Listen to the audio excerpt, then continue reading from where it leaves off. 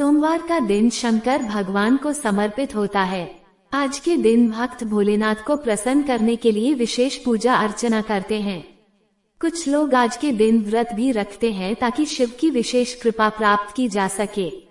एक समय की बात है, किसी नगर में एक साहूकार रहता था। उसके घर में धन की कोई कमी नहीं थी, लेकिन उसकी कोई संतान नहीं थी। इस कारण वह बहुत दुखी था।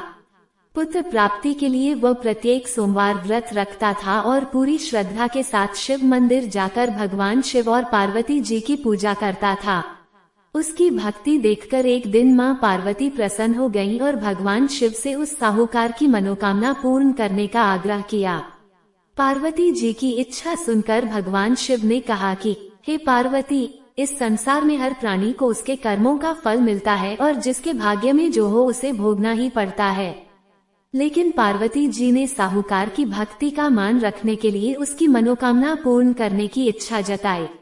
माता पार्वती के आग्रह पर शिवजी ने साहूकार को पुत्र प्राप्ति का वरदान तो दिया, लेकिन साथ ही यह भी कहा कि उसके बालक की आयु केवल 12 वर्ष होगी। माता पार्वती और भगवान शिव की बातचीत को साहूकार सुन रहा था। उसे न तो इस बात की खुशी थी और न ही दुख। वह पहले की भांति शिवजी की पूजा करता रहा। कुछ समय के बाद साहूकार के घर एक पुत्र का जन्म हुआ। जब वह बालक 11 वर्ष का हुआ तो उसे पढ़ने के लिए काशी भेज दिया गया। साहूकार ने पुत्र के मामा को बुलाकर उसे बहुत सारा धन दिया और कहा कि तुम इस बालक को काशी विद्या प्राप्ति के लिए ले जाओ और मार्ग में यज्ञ कराना। जहाँ भी यज्ञ कराओ वहाँ ब्राह्मणों को भोजन कराते और दक्षिणा देते हुए जाना। दोनों मामा भांजे इसी तरह यज्ञ कराते और ब्राह्मणों को दान दक्षिणा देते काशी की ओर चल पड़े।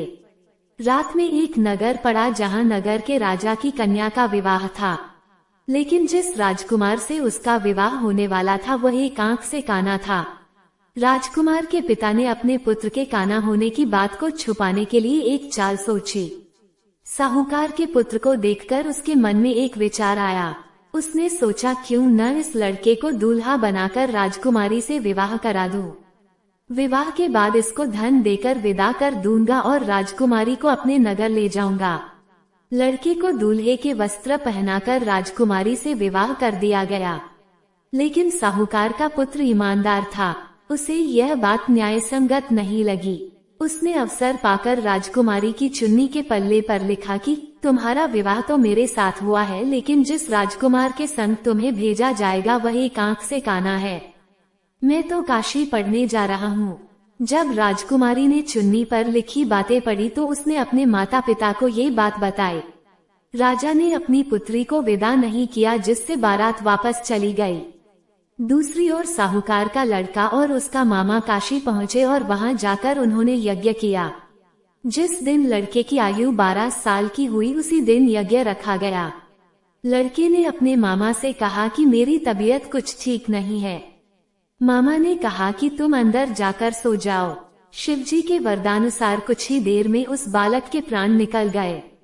मृत भांजे को देख उसके मामा ने विलाप शुरू किया। संयोगवश उसी समय शिवजी और माता पार्वती उधर से जा रहे थे। पार्वती ने भगवान से कहा, स्वामी, मुझे इसके रोने के स्वर सहन नहीं हो रहा।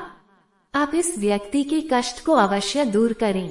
जब शिवजी मृत बालक के समीप गए तो वह बोले कि यह उसी साहूकार का पुत्र है जिसे मैंने 12 वर्ष की आयु का वरदान दिया। अब इसकी आयु पूरी हो चुकी है। लेकिन मातृभाव से विभोर माता पार्वती ने कहा कि हे महादेव, आप इस बालक को और आयु देने की कृपा करें, अन्यथा इसके वियोग में इसके माता पिता भी तड़प तड़प कर मर जाएंगे। माता पार्वती के आग्रह पर भगवान शिव ने उस लड़के को जीवित होने का वरदान दिया। शिवजी की कृपा से वह लड़का जीवित हो गया। शिक्षा समाप्त करके लड़का मामा के साथ अपने नगर की ओर चल दिया। दोनों चलते हुए उसी नगर में पहुँचे जहाँ उसका विवाह हुआ था। उस नगर में भी उन्होंने यज्ञ का आयोजन किया।